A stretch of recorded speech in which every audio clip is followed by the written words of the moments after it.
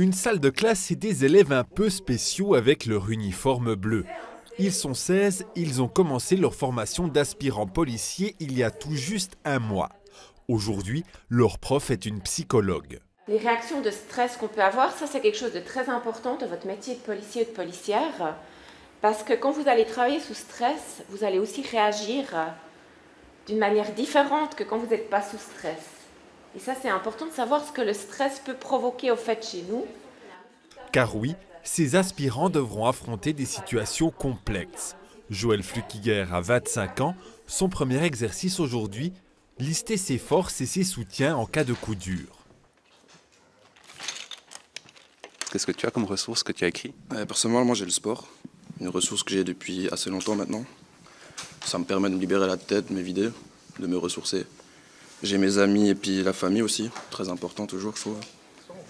Les animaux, la nature, je suis quelqu'un qui adore ça. Et pourquoi tu t'es engagé dans cette formation d'aspirant policier? Très bonne question. Non, mais c'est un métier qui m'a passionné depuis assez longtemps maintenant.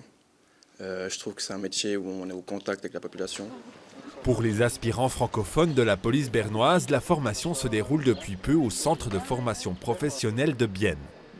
Christian Roure en est le directeur.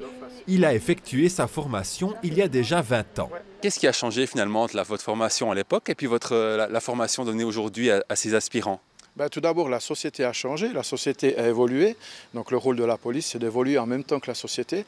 Et maintenant, les cours à l'école de police sont aussi beaucoup axés sur l'éthique, les droits de l'homme et la formation psychologique aussi. Face à lui, une autre génération. Auréan Argenio a 23 ans. Sa formation, elle l'effectue dans une autre ambiance que le directeur. Un exemple, la violence policière présumée dont la presse fait régulièrement écho. Elle en est consciente, mais ne se décourage pas. On le sait en arrivant ici et ils vont aussi nous donner les outils pour pouvoir faire face à ce genre de choses. Donc c'est pas quelque chose qui me pose problème, c'est comme ça. Et tu te vois comment? Dans quel genre de mission dans 10 ans à la police? Je sais pas, j'aimerais bien aller dans la police judiciaire ou peut-être dans la brigade canine. Leur formation ne fait que commencer et une année axée sur la théorie les attend avant d'en passer une autre sur le terrain cette fois.